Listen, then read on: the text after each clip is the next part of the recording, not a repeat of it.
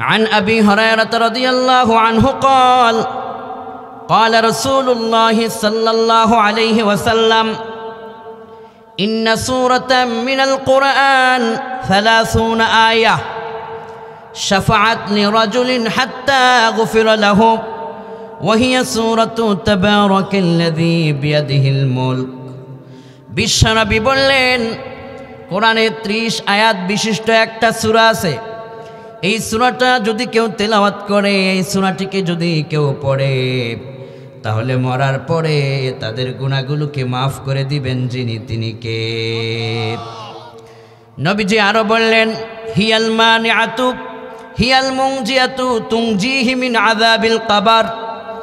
এটি এমন একটি সূরা, কবরে যখন মানুষকে রাখা হবে ভয়ঙ্কর আযাব থেকে, এই সূরা আযাব থেকে পাটকারীকে বাঁচায়া জান্নাতের দিকে রওনা করায় দিতে পারবে। কোন সুবহানাল্লাহ। আবার মুসলিমের বর্ণনায় বিশ্বনবী কয় عن أبي أمامة رضي الله عنه قال قال رسول الله صلى الله عليه وسلم اقرأوا القرآن فإنه يأتي يوم القيامة شفيعا لأصحابه। কোরআনে কারীম তোমরা পড়ো, সূরাতুল মুলক তোমরা পড়ো, সময় পেলে সূরা ইয়াসিন পড়ো, সময় পেলে আয়াতুল কুরসি পড়ো, সময় পেলে সূরাতুত তাকাসুর পড়ো, সময় পেলে সূরাতুল ওয়াকিয়া পড়ো, সময় পেলে সূরাতুর রহমান পড়ো, সময় পেলে কোরআন থেকে যতটুকুন পারো পড়তে থাকো। যারা নবীজি বললেন আল্লাহর কোরআন তিলাওয়াত যারা করে সময় পেলেই, তারা যেদিন মরে যাবে হাসরের ময়দানে দাঁড়িয়ে যাবে লক্ষ লক্ষ মানুষের মাঝে।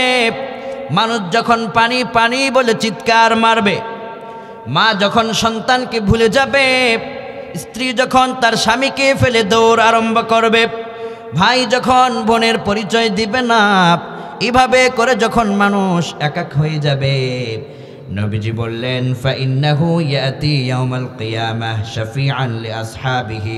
এই কোরআন তখন পাঠকারীকে সুপারিশ করে আল্লাহর জান্নাতে ঢুকায় দিতে পারবে। কোন সুবহানাল্লাহ। এজন্য কোরআন পড়ব তো ইনশাআল্লাহ, বলেন ইনশাআল্লাহ। যে সূরাটির নাম হচ্ছে সূরাতুল মুলক। কি নাম? মুলক। মুলক মানে হচ্ছে রাজত্ব, মুলক মানে হচ্ছে ক্ষমতা। ক্ষমতা যার একমাত্র তিনি কে? কার ক্ষমতা? সকল ক্ষমতা। রাশিয়ার মস্কোর, ইউনাইটেড স্টেট অফ আমেরিকা আজকে পুড়ছে, যদি ক্ষমতা থাকতো তাদেরকে কেউ পুরাতে পারতো না। কোন ঠিক কিনা? দিল্লির ক্ষমতা, ক্ষমতা কার? আল্লাহ রাব্বুল আলামিন বলেন তাবারাকাল্লাযী বিয়াদিহিল মুলক ওয়া হুয়া আলা কুল্লি শাইইন কাদির। বরকতময় সেই মহান সত্তা যার হাতে ক্ষমতা আর সকল বিষয়ে একমাত্র ক্ষমতাবান যিনি, তিনি কে? সকল ক্ষমতার উৎসকে সংবিধানে লেখা আছে সকল ক্ষমতার উৎস জনগণ। নাউযুবিল্লাহ বলবেন না?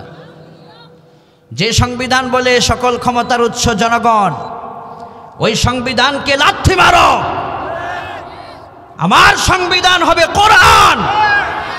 ইসলামের বিরুদ্ধে যেই সংবিধান প্রণীত হয়েছে, আগামীর বাংলাদেশে এই মানব রচিত সংবিধানকে তুচ্ছ করে আল্লাহর কোরআনকে আমরা সংবিধান বানাবো ইনশাআল্লাহ। ক্ষমতার উৎস জনগণ নয়, আমার আল্লাহ পাক ক্ষমতার একমাত্র মালিক। ঠিক কিনা? আল্লাহ রাব্বুল আলামিন বলেন তাবারাকাল্লাযী বিয়াদিহিল মুলকু ওয়া হুয়া আলা কুল্লি শাইইন কাদির।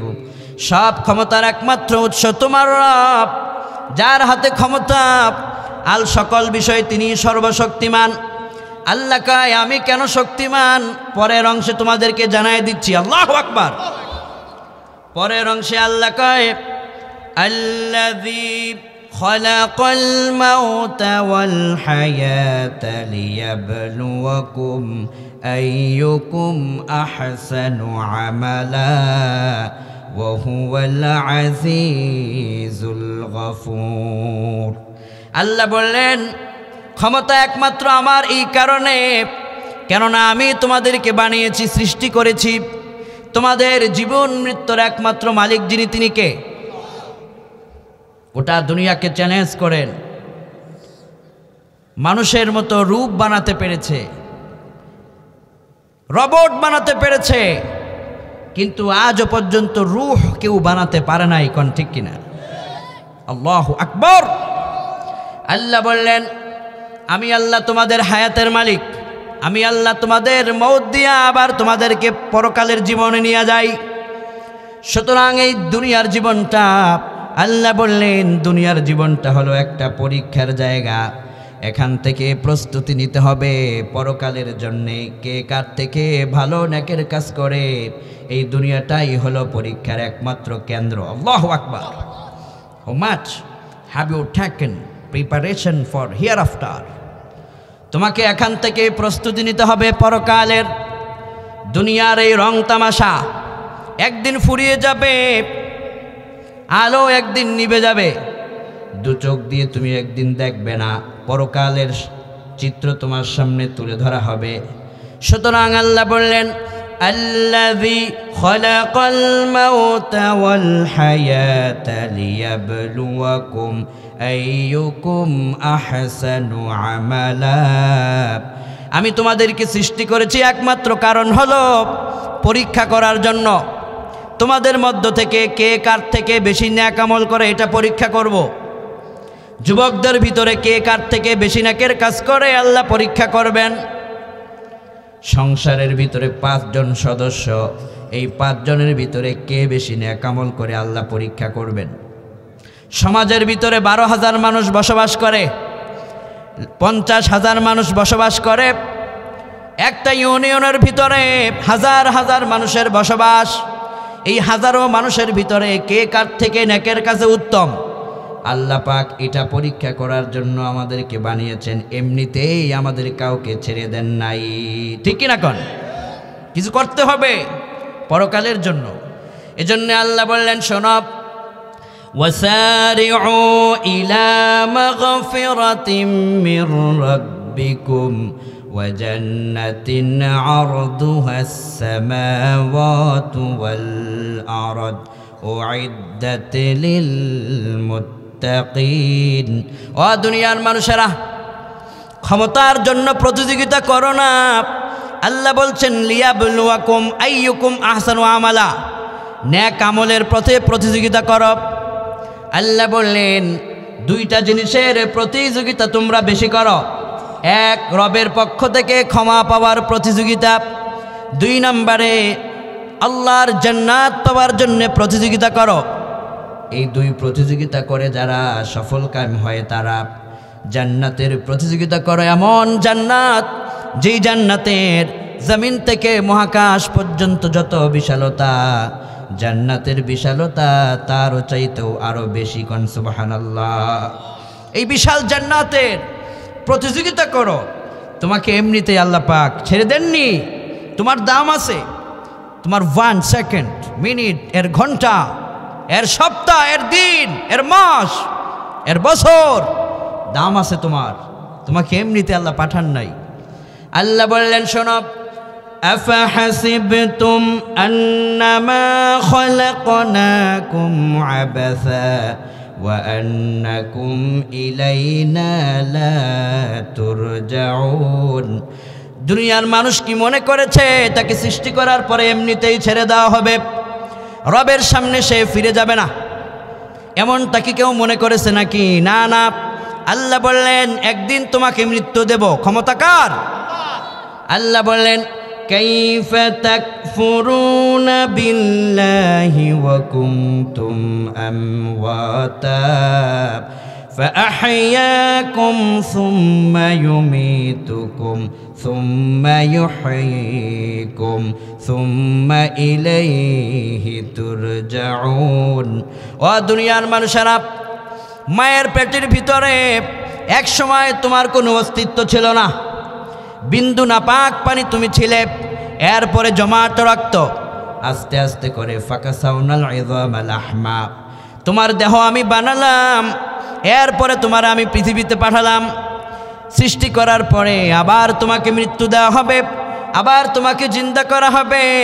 জিন্দা করার পরে আবার তোমাদের সকলকে রবের সামনে তোমাদেরকে তুলে ধরা হবে। দুনিয়ার 1 সেকেন্ড সময় থেকে শুরু করে এর ঘন্টা, এর দিন, এর প্রত্যেকটা সপ্তাহ, প্রতিটা মাস, প্রতিটা বছর, জীবনের প্রতিটা মুহূর্ত রবের দরবারে হিসাব দিতে হবে। আল্লাহ বললেন, বান্দারে শোনো, এমনিতেই তোমাকে ছেড়ে দেওয়ার জন্যে আমি আল্লাহ বানাই নাই। মা খলাকতুল জিন্না ওয়াল ইনসা ইল্লা লিয়াবুদুন, ইবাদতের জন্যই তোমাদেরকে বানানো হয়েছে। আমরা যদি বলি আল্লাহ আমরা তোমার ইবাদত কেন করব, আল্লাহ বললেন, ইয়া আইয়ুহান নাসু উবুদু রাব্বাকুমুল্লাযী খালাকাকুম ওয়াল্লাযীনা মিন ক্বাবলিকুম লাআল্লাকুম তাত্তাকুন। ও দুনিয়ার মানুষেরা, উবুদু রাব্বাকুম, আমরা ইবাদত করব যার, তিনি কে? আপনারা এত আস্তে বলতেছেন, মনে হচ্ছে খুব ক্লান্ত হয়ে পড়েছেন। ইবাদত করব যার, তিনি কে? কার জন্য সেজদা দিব? আল্লাহ কয়, উবুদু রাব্বাকুম, worship your Lord. To make partnership with Allah is great sin. আমার ইবাদত করবা কিন্তু শিরিক করবা না, মাজারে গিয়া সেজদা করবা না, পীরের সামনে সেজদা করবা না, অমুক বাবার দরবারে গিয়া বলবা না, ইয়া খাজা বাবা মেরে মতলব কে পুরা কর দেয়া। খাজা বাবা তোমার মতলব পুরা করতে পারে না, কোনো বাবা তোমার মতলব পুরা করতে পারে না। তোমার জীবনের সকল আশা পূরণ করতে পারেন যিনি, তিনি কে? উবুদু রাব্বাকুম, তোমার রবের গোলামি করো। এরপরে আল্লাহ বললেন, শোনো, আল্লাযী খালাকাকুম ওয়াল্লাযীনা মিন ক্বাবলিকুম লাআল্লাকুম তাত্তাকুন, আমার ইবাদত যারাই করবে তাদের প্রত্যেককে আমি আল্লাহ তাকওয়ার সাগরে কবুল করে নিব। এরা সবাই হবে আল্লাহর ওলি। আল্লাহু আকবার। ইবাদত করলে ওলি হতে পারবে, ইবাদত ছাড়া ওলি হওয়া যাবে? কিন্তু আমাদের কিছু ভাইরা যে বলে মনের নামাজ বড় নামাজ, বাস্তবে নামাজ লাগে না, সেজদা দেওয়া লাগে না, এরকম ভণ্ড আছে না নাই? মাজারে সেজদা নেয়, মান্নত নেয়, আগরবাতি মোমবাতি জ্বালায়া চুল বড় বড় রেখে সেখানে নারী পুরুষ নাচানাচি করে, এরকম ভণ্ড আছে না নাই? ওদেরকে জানিয়ে দাও, যেই পীর নামাজ পড়ে না, যেই পীর মানুষের সেজদা নেয়, এটা পীরের দরবার নয়, এটা জাহান্নামের দরবার। ইসলামী রাষ্ট্র প্রতিষ্ঠা হলে সকল মাজারের সেজদাকে আইন করে নিষিদ্ধ করা হবে। মাজারে সেজদা নয়, সেজদা হবে আমার আল্লাহর জন্য। উবুদু রাব্বাকুম, আমাকে সেজদা করো, আমি তোমাকে বানিয়েছি, তোমার বিপদে আমি সাহায্য করি, তুমি ক্ষুধার্ত থাকলে আমি খাওয়াই, তোমাকে অক্সিজেন আমি সরবরাহ করি। পৃথিবীর কেউ তোমার পিছনে এত দয়া করতে পারে না। সকল দয়ার একমাত্র মালিক যিনি, তিনি কে? এজন্য আল্লাহ বললেন, বান্দারে, তাবারাকাল্লাযী বিয়াদিহিল মুলকু ওয়া হুয়া আলা কুল্লি শাইইন কাদির, সব ক্ষমতার একমাত্র মালিক আমি আল্লাহ। সুতরাং আমাকে ক্ষমতাবান মানব, আর তোমাদেরকে সৃষ্টি করা হয়েছে শুধু রবের গোলামের জন্যে। এই দুনিয়ার ভিতরে কে কার থেকে ভালো কাজে উত্তম, সেটি আল্লাহ পাক পরীক্ষার জন্য তোমাদেরকে বানিয়েছেন। এজন্যে আল্লাহ বললেন, শোনো, এই দুনিয়ার জীবন শুধুমাত্র তোমাদেরকে রং তামাশা করে জীবন চালিয়ে দেওয়ার জন্য বানানো হয় নাই। তোমাদেরকে সৃষ্টি করা হয়েছে রবের সামনে মাথা নত করার জন্যে। আমরা রবের সামনে মাথা নত করব যখন আসমান থেকে রহম নাজিল হয়ে যাবে, তখন কোন সুবহানাল্লাহ। আমার আল্লাহ কত বড়, আমার আল্লাহর পাওয়ার কত বড়। বর্তমান পৃথিবীতে আধুনিক বিজ্ঞান আমার আল্লাহর শক্তি পাওয়ার নিয়ে গবেষণা করেছে, কোন আল্লাহু আকবার। পৃথিবীতে বর্তমান দুনিয়ার বিজ্ঞানীরা, কিছু নাস্তিক বিজ্ঞানীরা বলতো দেয়ার ইজ নো গড, আল্লাহ বলতে কিছু নাই। কিন্তু কদিন আগে তারা পৃথিবীর বৃহৎ একটি পাহাড় নিয়ে গবেষণা করেছে। এই পাহাড় নিয়ে গবেষণা করে তারা বলছেন there is no God except Allah who created man from an embryo, rich and your Lord is the most beneficent। তারা পাহাড়কে গবেষণা করে বলছে এই পাহাড়ের প্রান্তে যেখানেই আমরা তাকাই সেখানেই আমরা সৃষ্টিকর্তা আল্লাহকে দেখতে পাই। কোন আল্লাহু আকবার। এই পাহাড়টি রয়েছে চীন দেশে, চীনের জাংহাই সিটিতে এই পাহাড়টি অবস্থিত। এই পাহাড়টির কালার হচ্ছে, একসাথে পাহাড়ের কালার 7টি। বিশাল মাউন্ট, বিগ মাউন্ট। সমুদ্র পৃষ্ঠ থেকে এই পাহাড়ের উচ্চতা 16,000 ফিট। এই 16,000 ফিট এত বিশাল পাহাড়, পাহাড়ের কালারই 7টা। পাহাড়ের দিকে তাকালে মনে হবে ইয়ার থেকে, প্লেন থেকে যদি কেউ পাহাড়ের উপরে যায় 50,000 ফিট উপর থেকে যদি কোনো যন্ত্র দিয়ে পাহাড়ের দিকে তাকানো হয় তাহলে দেখা যাবে পৃথিবীর বুকে যেন এই একটি গোলাপ ফুল আল্লাহ পাক বানিয়ে রেখেছেন, জান্নাতি গোলাপ। কোন আল্লাহু আকবার। নানান রঙের এই পাহাড়। আজকের পৃথিবীর বিজ্ঞানীরা 7 কালারের এই পাহাড়টিকে গবেষণা করে আল্লাহর সন্ধান পেয়েছে। আল্লাহু আকবার কোন। বিজ্ঞানী ফ্রাঙ্ক প্রেস, ইন্টারন্যাশনাল সায়েন্টিস্ট, তিনি এই পাহাড় নিয়ে গবেষণা করেছেন। ফ্রাঙ্ক প্রেস তিনি লিখেছেন তার আর্টিকেলে যে আমি জীবনে বহু পাহাড় গবেষণা করেছি, কিন্তু এই পাহাড়, চীনের এই 7 কালারের পাহাড় আমাকে ভাবতে শিখিয়েছে, রবকে শিখাতে সাহায্য করেছে। উনি লিখেছেন যে এই পাহাড়টি শুধুমাত্র পাহাড় নয়, বরং আল্লাহ যে পৃথিবীতে আছে তার বরত্বের, শ্রেষ্ঠত্বের প্রমাণ। কোন আল্লাহু আকবার। আল্লাহ আসমান থেকে কয়, রে দুনিয়ার মানুষেরা, যখনই তোমাকে শয়তান ধোঁকা দেয় মনে করবা তোমার রব বড় না, ওই সময় পাহাড়ের দিকে তাকাবা, তখন তোমার ঈমান বেড়ে যাবে যে পাহাড় যে আল্লাহ এত বড় বানাতে পারে, না জানি সে আল্লাহ কত বড়। আল্লাহু আকবার। আল্লাহ কয় ওয়াজআলনা ফিল আরদি রাওয়াসিয়া আন তামিদা বিহিম ওয়াজআলনা ফিহা ফিজাজান লাআল্লাহুম ইয়াহতাদুন। ও দুনিয়ার মানুষেরা, আমি আল্লাহ জমিনের উপরে সুদৃঢ় পাহাড়কে আমি আল্লাহ পাক নিজে বানিয়েছি। আল্লাহু আকবার। আমরা বললাম পাহাড়গুলো কেন বানিয়েছেন? আল্লাহ কয় তোমাদের যে এই যে বিশাল মাহফিলের প্যান্ডেল বানালা, এই প্যান্ডেলের ভিতরে খুঁটি আছে না নাই? খুঁটির কাজ হলো প্যান্ডেলকে দাঁড় করায় রাখবে, বাতাস আসলে যেন প্যান্ডেল হেলে দুলে পড়ে না যায়। এই যে ক্যামেরা দাঁড় করানো, ক্যামেরার ভিতরে পিলার গেড়ে রাখার জন্য, দাঁড়িয়ে রাখার জন্য আছে না নাই? এবার যদি একজন ক্যামেরাম্যান ক্যামেরাটা এভাবে রেখে চলে যায়, ক্যামেরা কি থাকবে নাকি ভেঙে যাবে? বিজ্ঞান কয় এই পাহাড় তোমার রবকে চিনিয়ে দেয়। তোমার বাড়ি, তোমার ফাউন্ডেশন, তোমার যে বাড়ি করো, বিল্ডিং করো, দালান করো, এই দালানের পিলার আছে না নাই? পিলার আছে। পিলারটা কেন দেওয়া হয়? যেন বিল্ডিং হেলে দুলে পড়ে না যায়। পৃথিবীরও একটা পিলার আছে। আল্লাহু আকবার।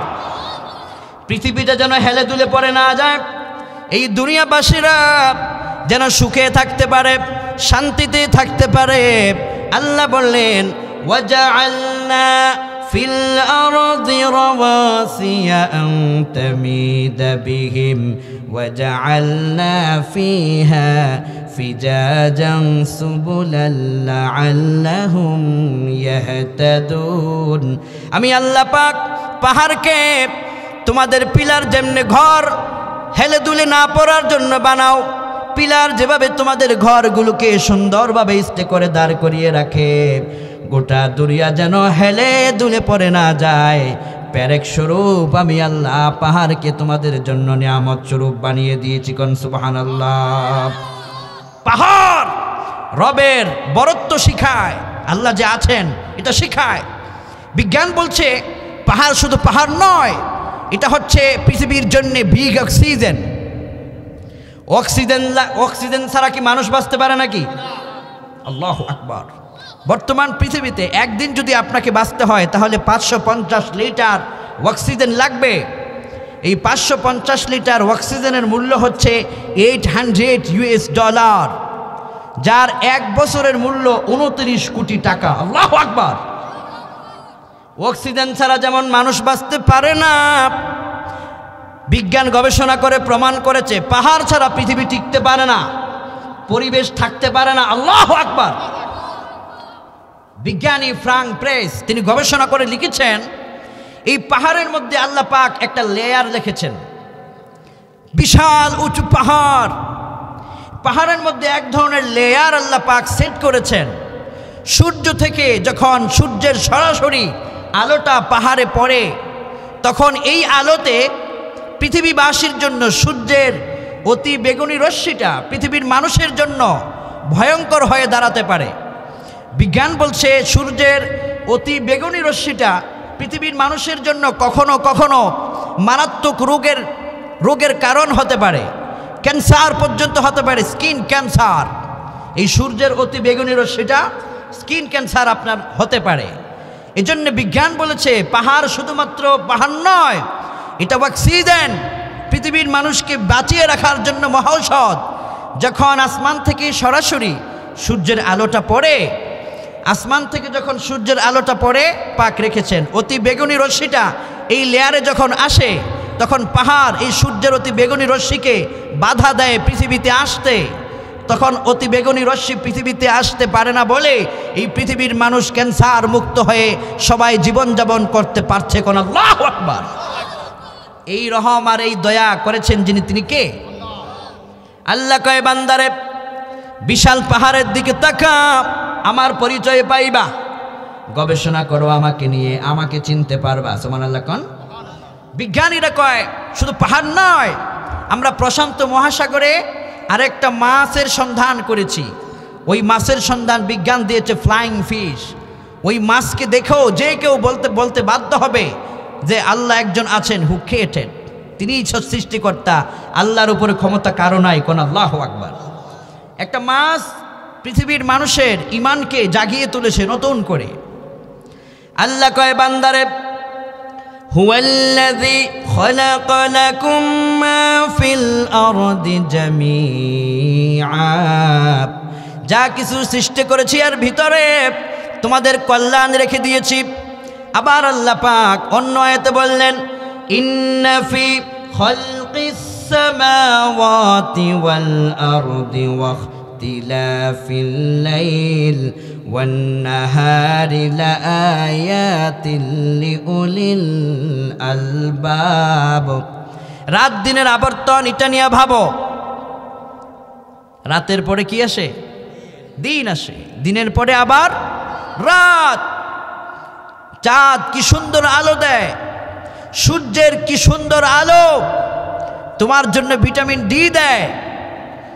সাগরের ঢেউ থেকে যেই গর্জন তোমার রবের স্মরণ বুঝিয়ে দেয়।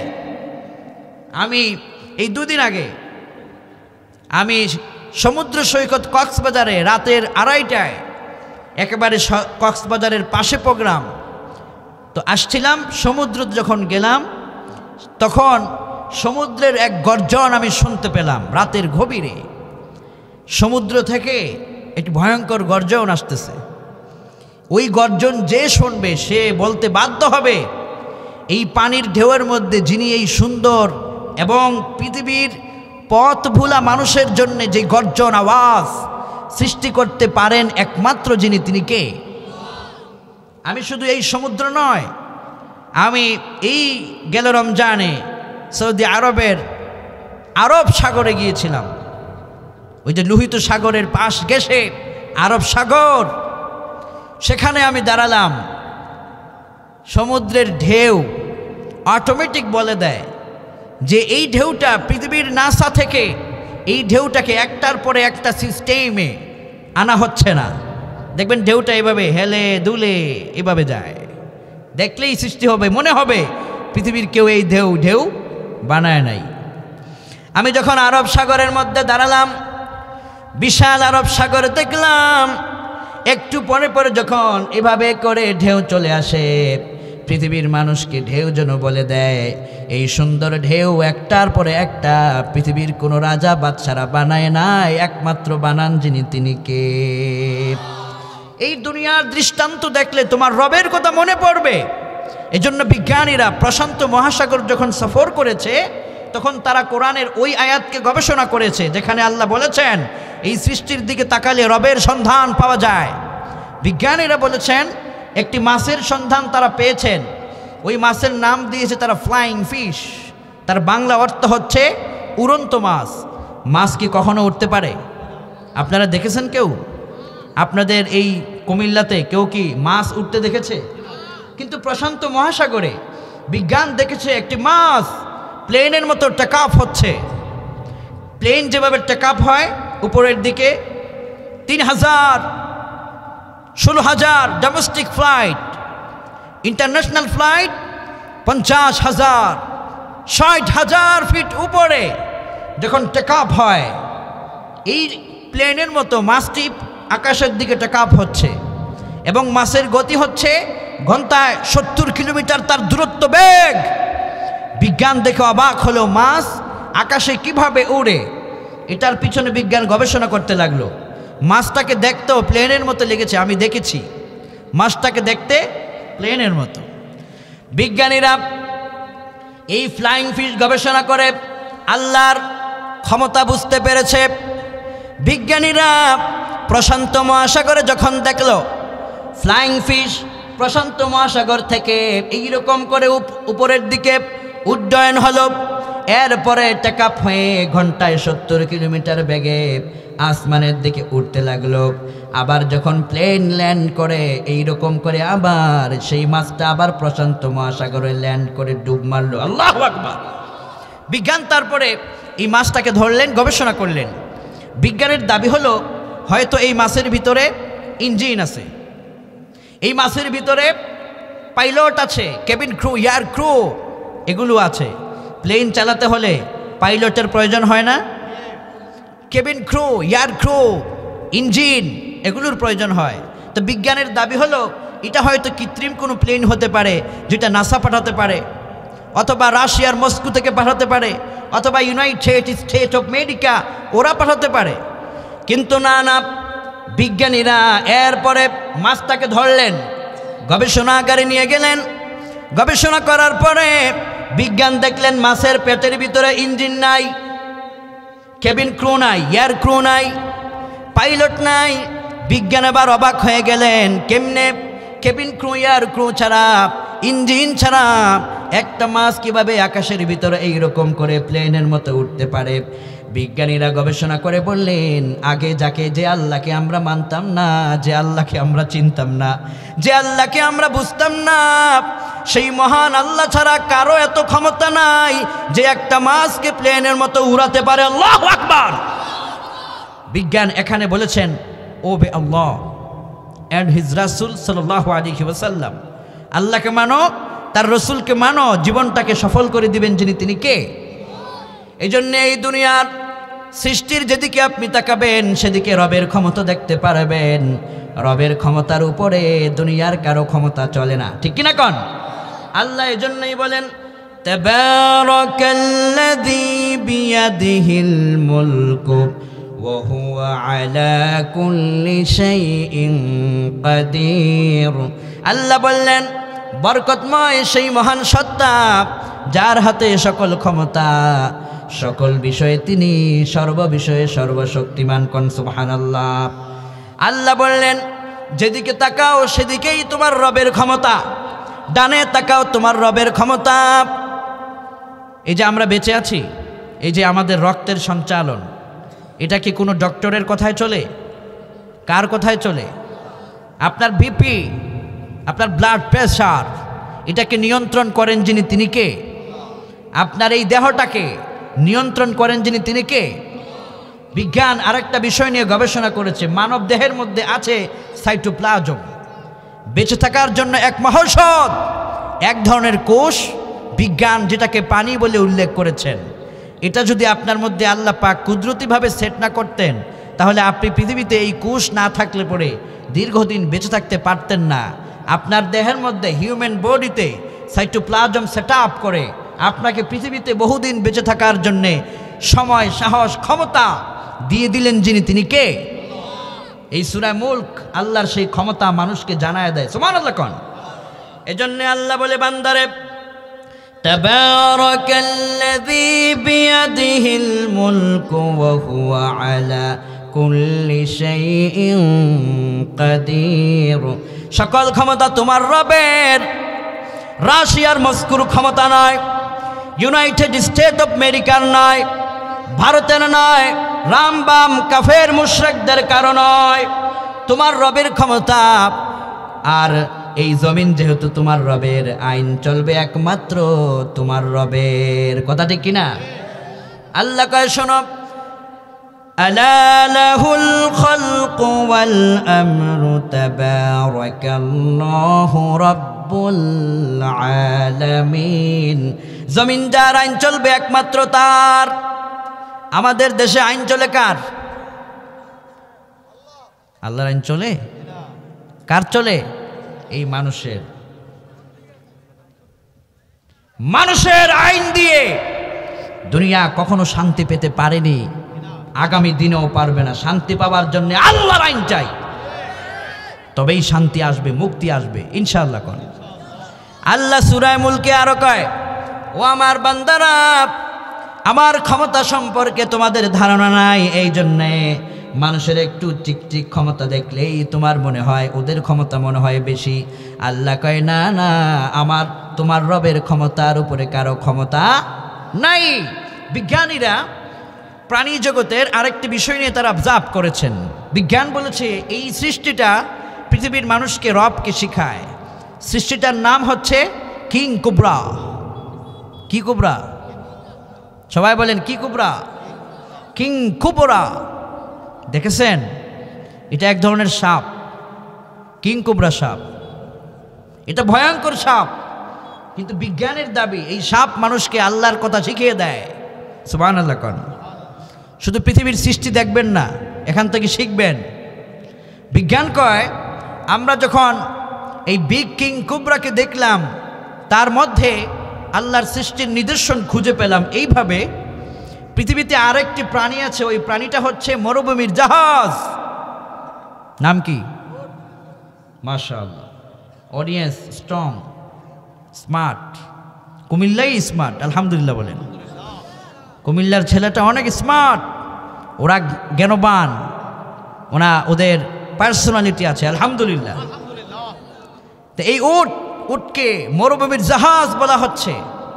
বিজ্ঞান কিং কোবরা এবং ওট দুটোকে গবেষণা করে এই দুটোর ভিতরে এক ধরনের অলৌকিক ফ্যাক্টরির সন্ধান পেয়েছেন।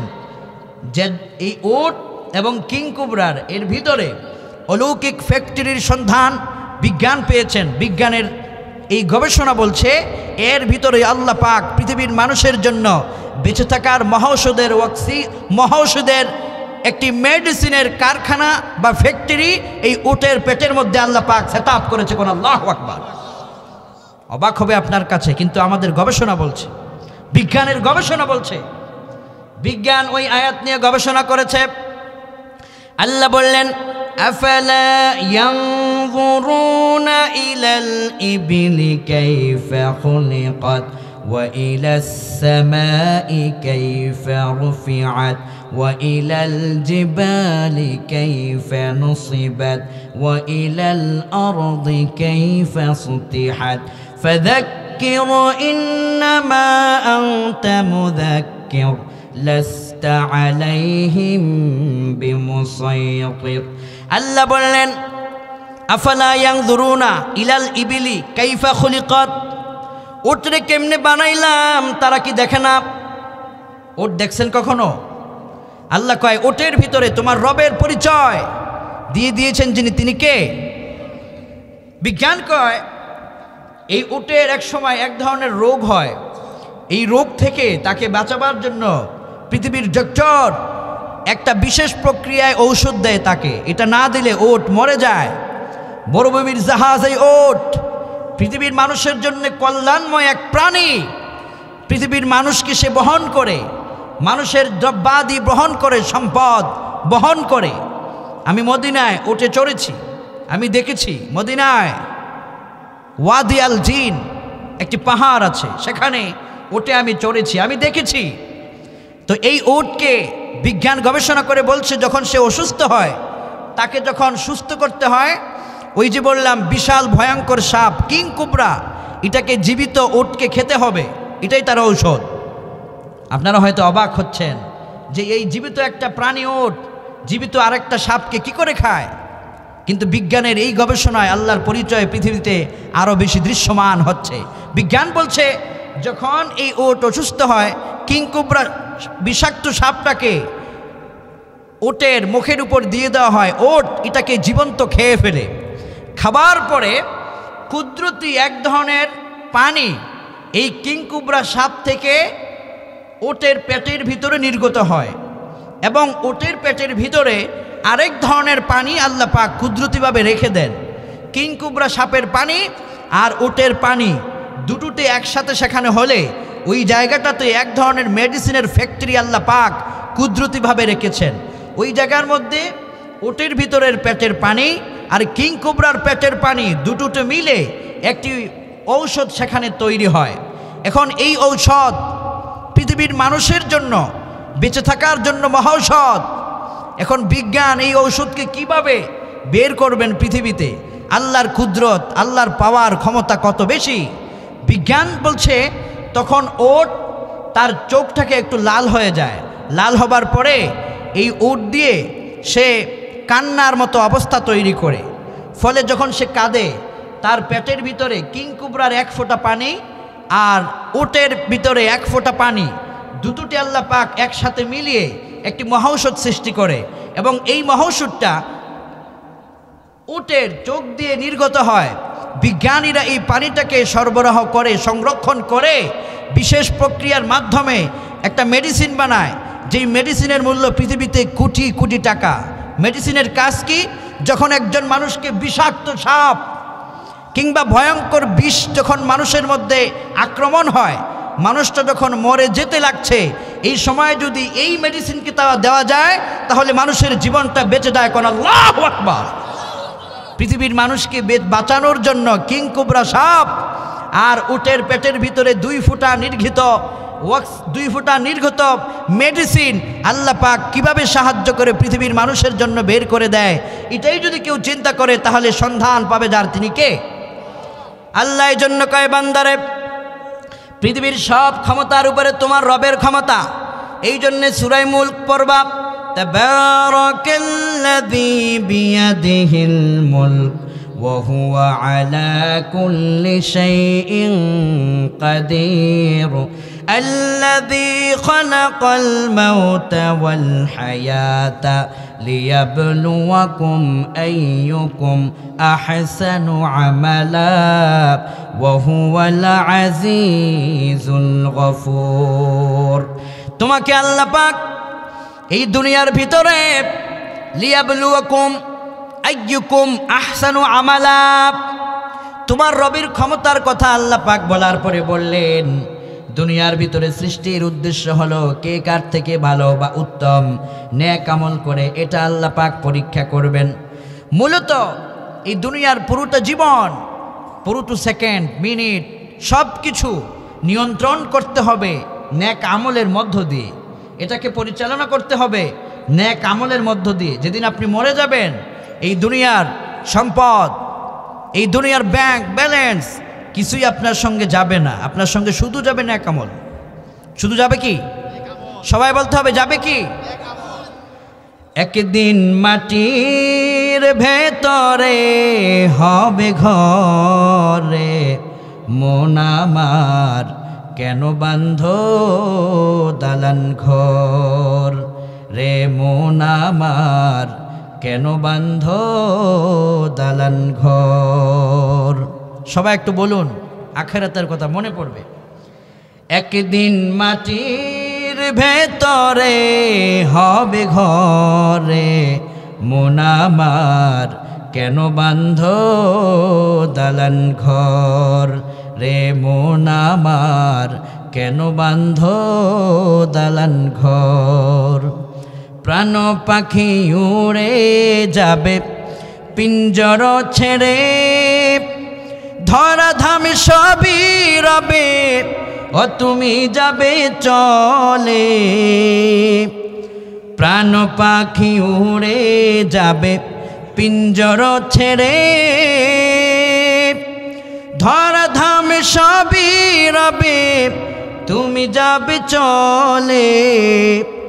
তোমার বন্ধু বান্ধব যত, মাতা পিতা দ্বারা শত, সকলে হবে তোমার পরে।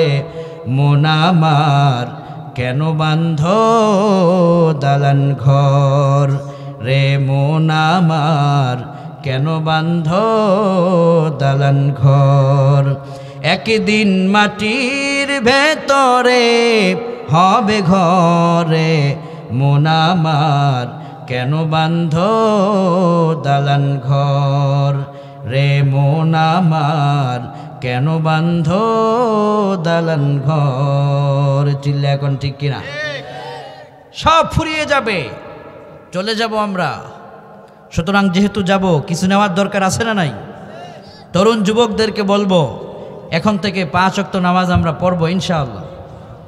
যুবক, ও তরুণ যুবকেরা, সূরা মুলক তোমাকে শেখাচ্ছে এই সূরা তোমার মরার পরে তোমার কবরের সাথী হবে। সুতরাং যে সূরাটাই তোমার সাথী হবে, এই সূরাটা কি তুমি পড়েছ? আমি যদি বলি কে কে সূরা মুলক জীবনে একবারও পড়েছে, হাত উঠবে অনেকের, কিন্তু অনেকের হাত উঠবে না। অনেকেই আমরা পড়ি নাই, পড়তে হবে কি না? সুতরাং পরকালের প্রস্তুতি নিতে হবে। এই দুনিয়ার হাসি তামাশা, খেল তামাশা, এগুলোর জন্য তোমাকে বানানো হয় নাই। দুনিয়ার এই চাকচিক্য দেখে রবকে ভুলে যেও না। সময় পেলেই সালাতের সেজদায় পড়ো, সময় পেলেই জিকির করো, সময় পেলে রসুলের প্রতি দুরূদ পড়ো, সময় পেলেই কোরআন তেলাওয়াত করো। আল্লাহ পাক বলেন এটাই, সূরা মুলকটা যখন প্রতি রাতে কেউ তেলাওয়াত করে, লোকটা যখন মরে যাবে তার কবরের সাথী হবে এই সূরা মুলক। নবীজি বললেন, কবরে পায়ের দিক থেকে যখন আযাবের ফেরেশতা নেমে আসবে, কবরের ভিতরে একটা নূরের জ্যোতি দাঁড়িয়ে যাবে। আল্লাহু আকবার। নূরের জ্যোতি দাঁড়িয়ে বলবে, ও জাহান্নামের আযাবের ফেরেশতা, এই লোকটাকে আযাব দেওয়া যাবে না। আযাবের ফেরেশতা বলবে, কি কারণে আযাব দেওয়া যাবে না? তুমি কে? নূরের আলো বলবে, আনাল কোরআন, আমি আল্লাহর কোরআন। কোন সুবহানাল্লাহ।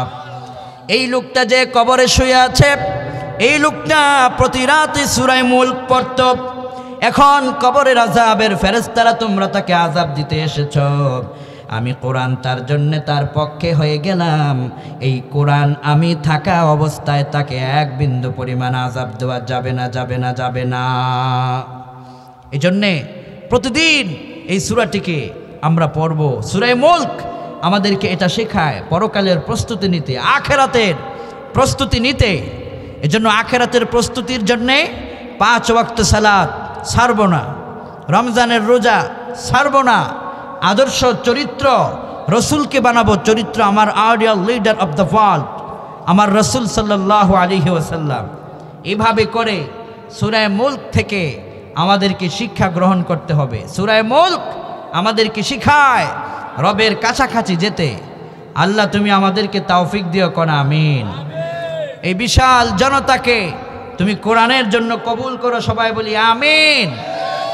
তো এই বিশাল তরুণ জনতার কাছে আমি জানতে চাই, আগামী দিন ফজরের নামাজ আমরা পড়ব তো? বিশ্বনবী বলেছেন, আসসালাতু নূরুন, সালাত হচ্ছে আলো। যারা শুধু মাহফিল শুনবে, নামাজ পড়বে না, তাদের সেই মাহফিলে কাজে আসবে না। মাহফিল শুনতে হবে আমলের নিয়ত করে, ইনশাআল্লাহ বলেন। বিশ্বনবী বললেন, সালাত হচ্ছে আলো আর কোরআন হচ্ছে আলো।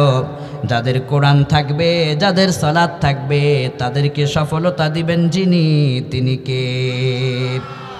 আল্লাহ আমাদের সবাইকে নেক আমলের তৌফিক দান করুন, সবাই পড়ি আমিন।